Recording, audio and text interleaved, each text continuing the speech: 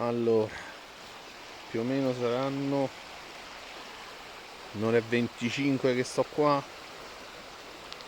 A parte che gli sono un po' a fianco al galleggiante, non solo un culo di pezza, anche se negli ultimi 5 minuti ho cambiato 3 volte la pasta perché avevano mangiato, ma mica ci si fermano però sti figli di Androcchia. Stanno lì, mangiano e se ne fruttano. L'acqua, vabbè, molto pulita, mi è saltato uno là. L'acqua molto pulita, cioè vedo meglio al telefono che con gli occhi normali. Ottimo.